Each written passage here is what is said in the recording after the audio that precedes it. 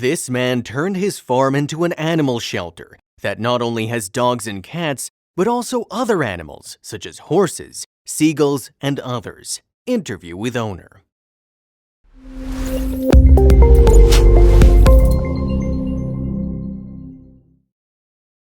But before we start, please take a moment to give this video a like, subscribe to HappyWorld, and hit the bell so you'll never miss these great stories. The need to help stray animals changed the life of a certain person in Turkey.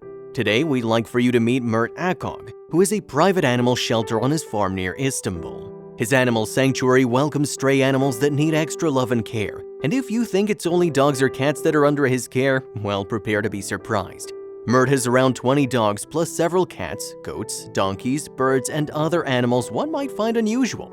Akkök makes it his daily routine to take care of all of them, whether they may be sick, disabled, or just homeless before they happen to find their way to this shelter. He makes sure to give each of his animals the extra love they need as they all live together like one big family. I have between 10 to 20 dogs on my farm. I rescue them from junkyards, forests, rural areas outside the city. I try to find homes for them. Some of them stay with me forever, especially very old and sick ones. Nobody wants to adopt them. Plus, I have 46 disabled seagulls, 1 blind horse, 3 geese, they have a long story, 3 cats, and just today I adopted a baby donkey. For the time being, I have 23 dogs. Most of them are old or disabled. Meet Mert Akkök, a man who has a private animal shelter on his farm near Istanbul, Turkey. We wanted to know a little more about how Mert became the compassionate and animal-loving person he is today. I was born with this. It's not something I have decided or thought of. It is more like an instinct mounted in me. I can't stop helping homeless animals. We thought that perhaps some of the animals stay with Mert for only a dedicated amount of time. However, this is what the animal-loving man shared with us. I run into these animals all by myself, because in Turkey the government is not allowed to kill homeless animals or to put them in shelters for life. This is banned by law, which is very good. Our government has to neuter and vaccinate them and then put them back on the streets. So they're everywhere. Anybody in Istanbul can see many homeless cats and dogs wandering around in the city, but some of them are dumped outside of the city because there are so many, and these ones have big difficulties in surviving. People like me, I'm not the only one, try to take them food regularly. Sometimes we do it individually, or sometimes we form groups of volunteers to do this.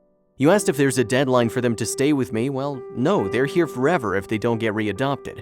And I wouldn't just give them to anyone who wants them. They're like my children now. I can give them only to decent and good people who may take very good care of them. So the readers, if you want, can contact me on Instagram. I'm not active on Facebook. Please write there if possible. You can ask to adopt one of the dogs from my area, not necessarily from my farm. There are hundreds of homeless dogs in the area where I live.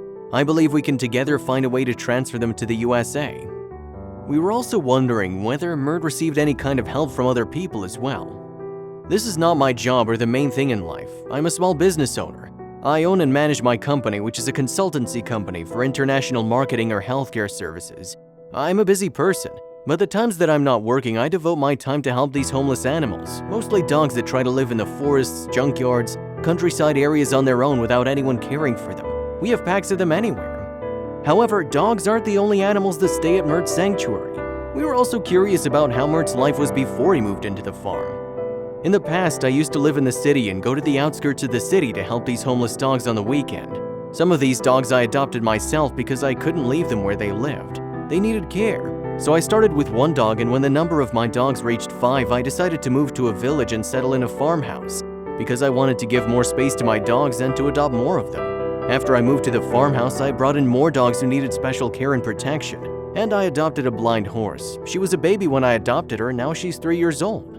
One day I found an injured seagull on the side of a highway and took it to the veterinarian. She got operated and one wing was so badly fractured the vet had to cut it off. I couldn't leave her anywhere because I knew she'd die without being able to fly. So I took her home with me and made a large den for her. Soon some other animal lover people heard about this and they started asking me if I would accept another disabled seagull. Apparently I wasn't the only one running into injured or disabled seagulls.